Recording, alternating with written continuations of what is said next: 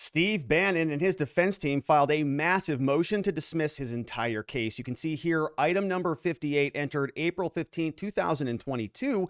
Big paragraphs showing a number of different exhibits. 31 in total if you count them up, and many of them are referencing external materials, things like House of Representatives rules and memorandum from the Office of Legal Counsel, and we'll go through some of it. But I want to put this all in context because there was a lot of other activity also taking place on April 15th. You see this here. We have a motion in limine by the government. They're trying to exclude evidence of any Department of Justice opinions and writings. So Steve Bannon, in one of his exhibits, is going to be referencing some of these memoranda that came out of the DOJ saying, how can you prosecute me for just following policy? The government, they want to exclude that. That's what this motion in limine is for. And so we see several different types of motions like this. Another motion in limine to exclude evidence by the USA. Another one by the USA to talk about whether Bannon can communicate about his prior experience with subpoenas. The government doesn't want him to be able to talk about that. They also have notice here by Steve Bannon. Steve Bannon has filed a motion to exclude evidence. This is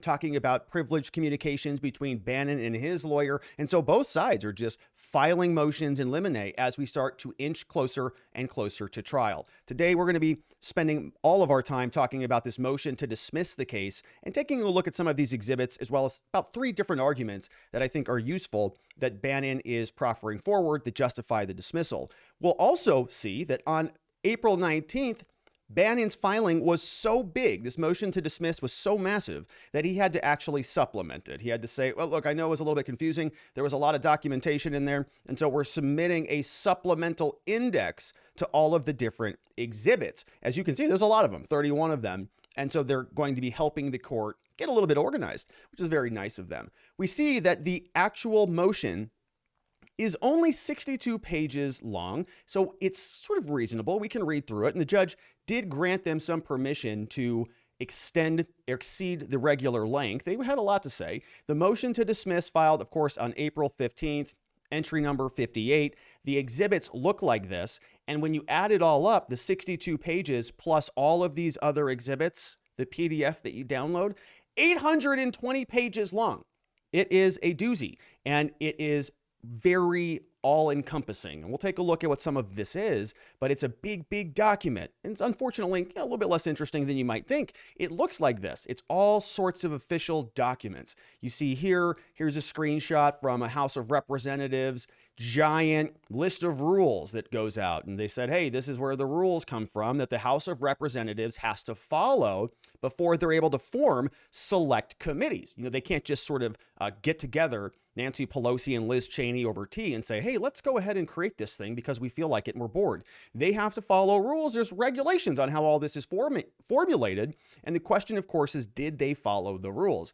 You see that they're going to be referencing that as one of their exhibits. We have other documents saying, this was a memo about congressional oversight of the White House. Does Congress have the power to oversee the White House? Well, sort of. We live in a system where we have checks and balances, co-equal branches of government that sort of have oversight, and they're supposed to elbow their way back towards the other branch when they start encroaching on their rights. And we see that there's memos about how all of this works. So Bannon's defense is just saying, oh, we've covered a lot of this before. Here is another document, talks about congressional oversight of the White House, which they're saying supports their argument to dismiss this case. Similarly here, another reference from Walter Dellinger, Assistant Attorney General, Office of Legal Counsel. And they're talking about stuff going back to 1994, and that's the point. This entire list of exhibits is massive. The addendum, the supplement that they filed to explain to the judge what all 800 pages include, and I just want to put that in context for everybody. 857 pages. I mean, if you work at your office, you know that a ream of paper is 500 sheets of paper. It's huge. Almost 2 of those. So typically a motion, you know, it's 50, 60 pages. They've got a big boatload of exhibits. It's like almost a ream and a half of documents just being slapped down there on everybody's desk. Here, go look through all of this. And you can see here is the listing of every one of those. You can see we have adoption of the rules for the 117th Congress, authorizing the House Select Committee, regulations for the use of deposition authority. This was something that was published 2021. We've got an FBI letter Also from 2021, Republican conference rules, congressional oversight of the White House from the Office of Legal Counsel, assertion of executive privilege concerning the dismissal, immunity of formal counsel, prosecution for contempt of Congress, whether the DOJ may prosecute. Okay, all of these are memo. These are authorities, gigantic documents, many pages long that go through case precedent and say that other administrations have talked about and had issues with these types of conflicts, and they have resolved this accordingly. So they're going to be presenting all of this to the court. You can see it's just a ton. We're not going to go through it here. We have more documents, executive branch legal interpretation, testimonial immunity before Congress, how we respond to congressional requests, letters from U.S. attorneys to other speakers like John Boehner. We've got Bradbury memo for attorneys of the office, best practices. It just goes on and on. Presidential authority to decline unconstitutional statutes. Office of Legal Counsel memo. This one goes back to 1984, 1993, 1990, 2010, 2004. They've all talked about this for a long time. We all know that this fake select committee is a fake joke, and there's a lot of documents to support this. We've got law review articles, BYU, California, Yale here, Fordham, Harvard Law. Wow, must be brilliant. We see here grand jury materials. These are going to be filed under seal, as well as different letters, which is important, letters from Robert Costello, which is the lawyer who was communicating to Jonathan Sue, deputy counsel to the president, about a lot of these issues. So this is a massive trove of documents that are all submitted to support the argument. And so what is the argument? Now let's get into it, now that we know how much sort of heft and foundation that is being submitted under it. Here is where it goes.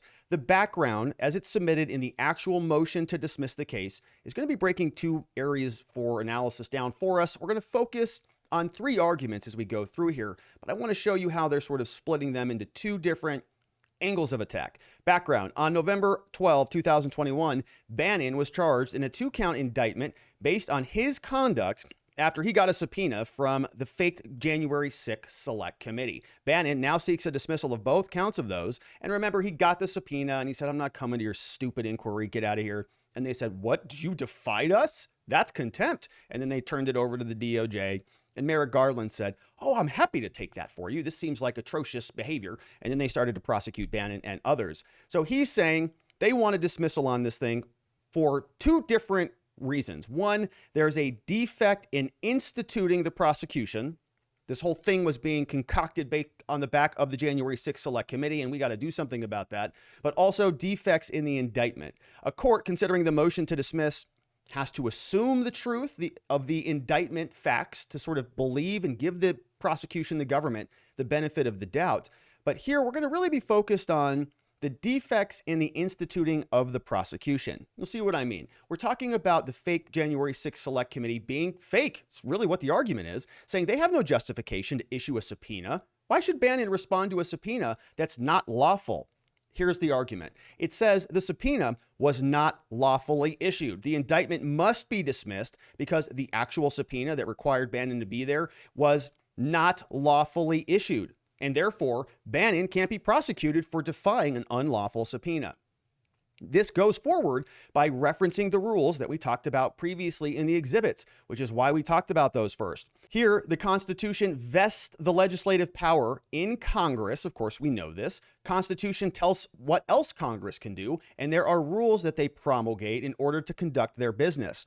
Part of that business is often the formation of committees, and there are rules about how these committees are formulated. You see, the Select Committee that issued the subpoena to Bannon was not composed consistent with the authority granted to the Select Committee by the full House.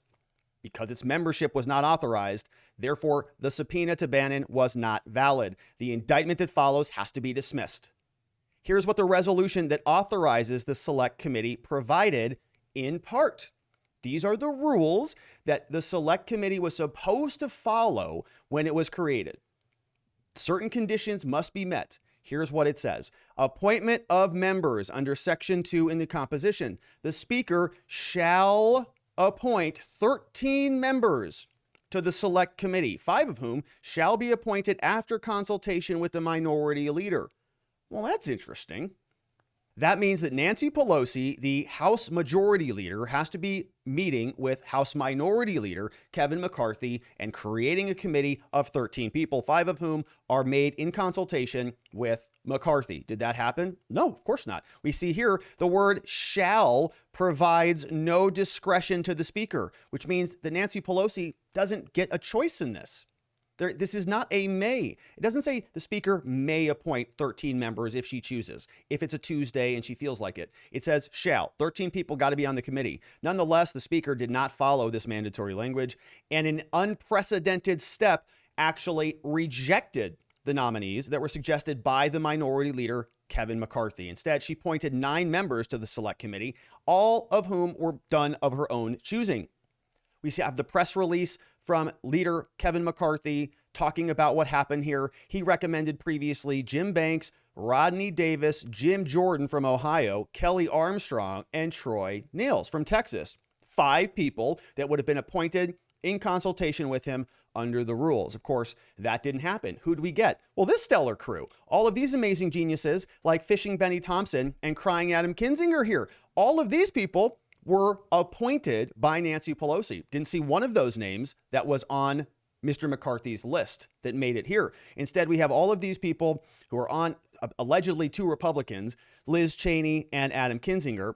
My argument for them is that they're not even going to be Republicans after November. We'll see. The argument continues that these rules have to be followed because they're critical safeguards in the process. You see, the paragraph that comes next from the motion to dismiss is saying in a political body like the House that is political, procedural safeguards have been established to protect the rights of the witnesses and the rights of the minority party. It's so that one party doesn't run tyrannical over the next. These procedures are especially important where, as here, a select committee was created to inquire into events that took place during a disputed presidential election. It's a political issue, so you have procedural safeguards to say, hey, we're going to try to take the politics out of this as best we can. One way to do that is to have a committee that is properly comprised. Nonetheless, the Speaker decided to appoint members in a manner that violated the law and the resolution. The result was the committee's membership was composed, according to the Minority Leader,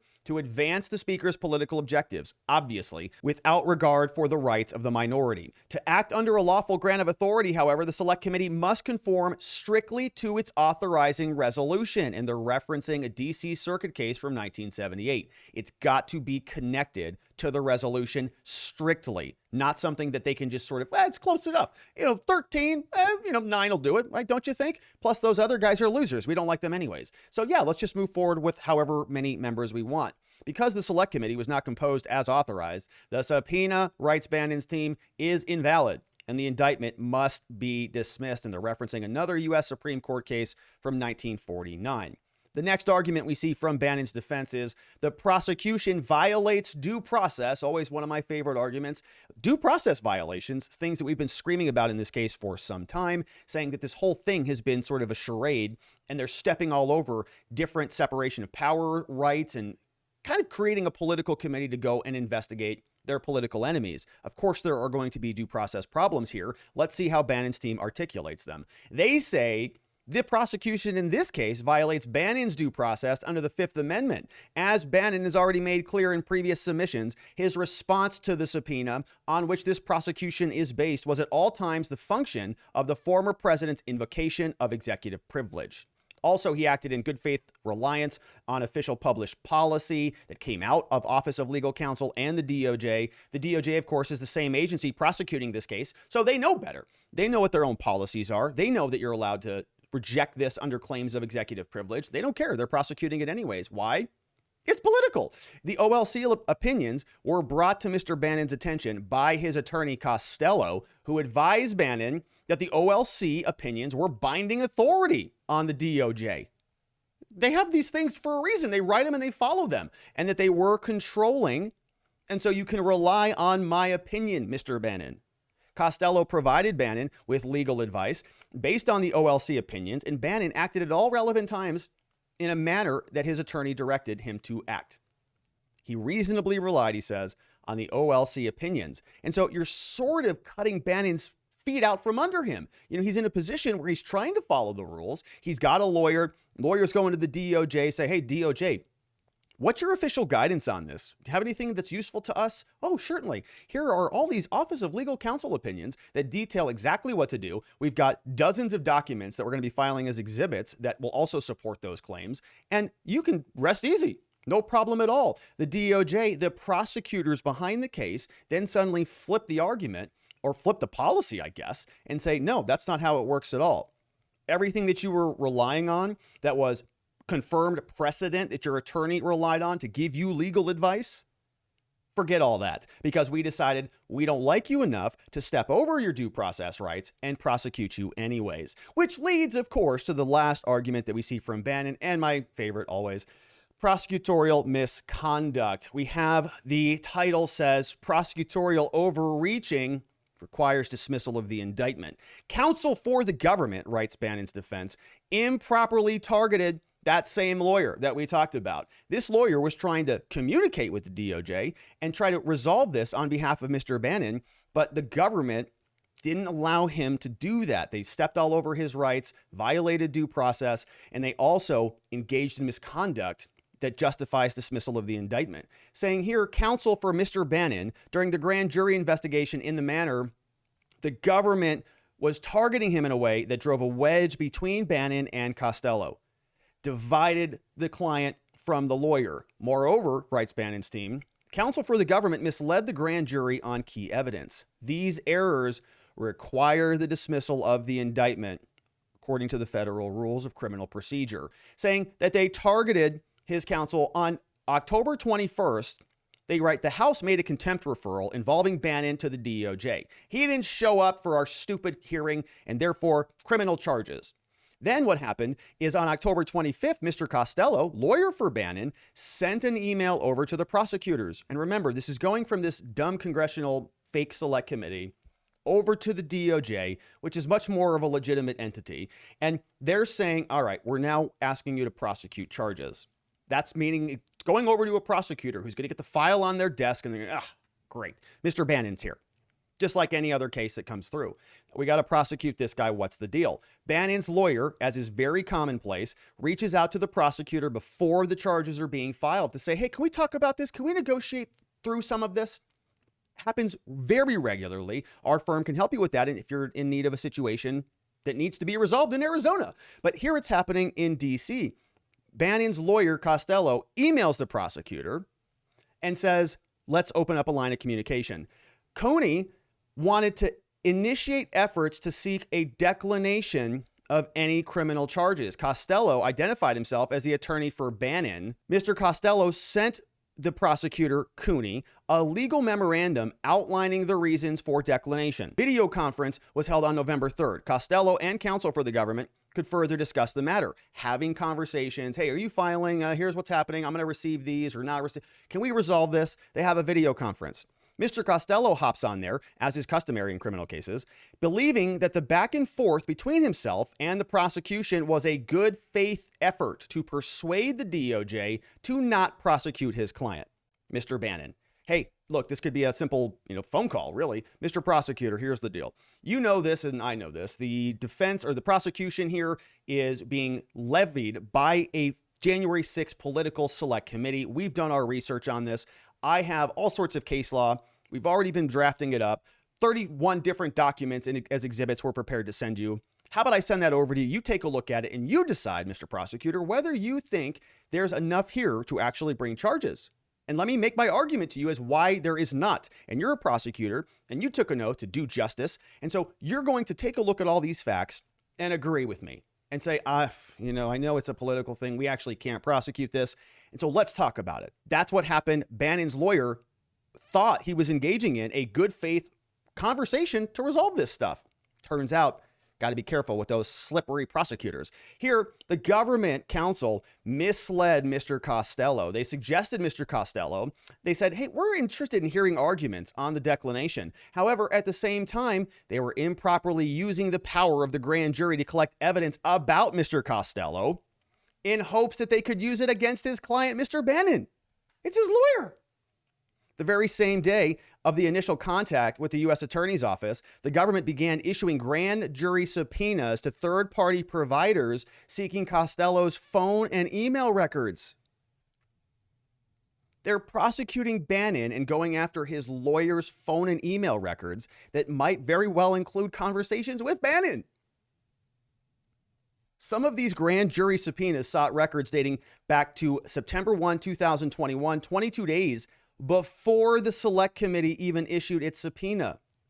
This was improper. Says the U.S. Attorney Manual requires main DOJ approval in such circumstances. No approval was obtained by counsel for the government here. And we're also saying that counsel for the government obtained a 2703D order from a magistrate judge seeking additional records. Records obtained date back to March 5th, 2021. Footnote 63 says, incredibly, counsel for the government represented to the court that these records were necessary to the investigation. I think we might have covered that here on this channel, saying that they were actually justifying getting the attorney-client privilege for this reason, saying that some of the grand jury subpoenas were for records for other Bob Costellos. It's not Bannon's lawyer, Judge. You know how many Bob Costellos there are out there, Judge? We want them all. There's a lot of them who are all involved in this insurrection of America. And so they're going to go get them all. All right.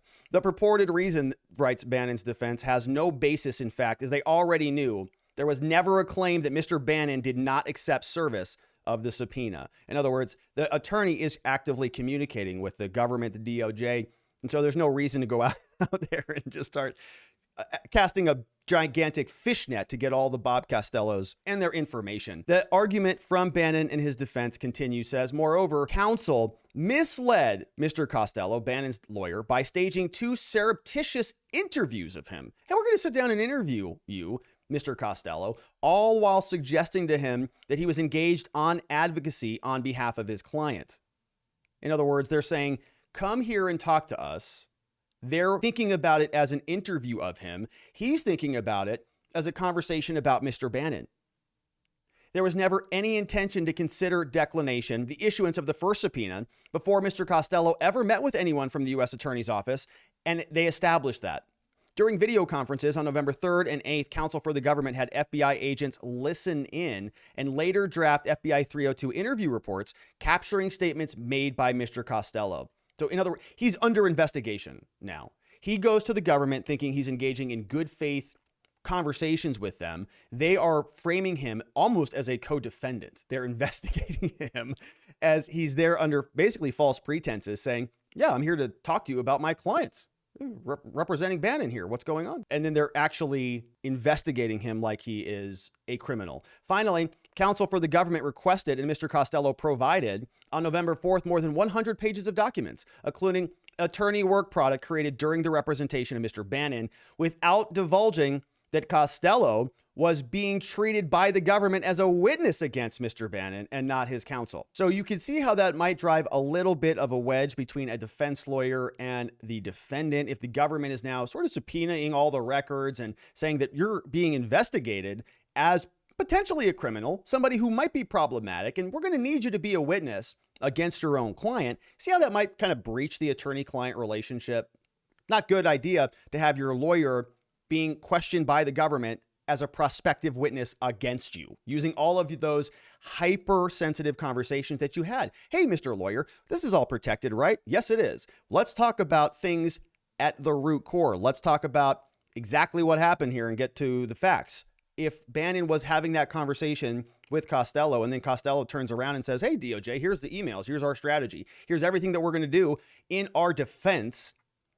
Could be problems. Now, Bannon is saying because of this misconduct, the only reasonable outcome here is that the court, in its supervisory power, dismiss the indictment as a sanction for the government's improper conduct. That was so egregious. What they did was so reprehensible. You got to dismiss it as a penalty. Dismissal is appropriate, whereas here, improper tactics by the government drove a wedge between the defendant and his lawyer. Accordingly, Bannon respectfully requests the court dismiss this indictment submitted April 15th and then the addendum on April 19th. Signed off on by 3 different lawyers. We have M. Evan Corcoran from D.C., David Scone from D.C., and then Robert Costello, pro hoc vice, swearing or waving in, sounds like from New York, New York. The government, of course, going to be responding to this, and then we're going to get a reply on top of that from Steve Bannon and his defense team. So the government's going to be making arguments against all of this, saying why they didn't do any of that misconduct and why they didn't violate any of Bannon's due process rights, and why the January 6th fake select committee is legally, justifiably constituted. And we'll see what the judge says about it. He's given some deadlines on final orders. We can see the government has to respond by May 6th, and then Bannon's defense is going to reply by May 17th. Then we've got trial coming up. I believe it is in July. And so we'll be following this along. There's going to be a ton of additional activity. I hope you join us as we continue to cover it. If you enjoyed this content, I would really appreciate it if you shared it with somebody else who is also interested in Bannon, saying, hey, we're following this one to the end, so bring them on over here. I'd appreciate a like if you did like it before you got out of here, and a subscribe, of course, because I look forward to seeing you on the next one.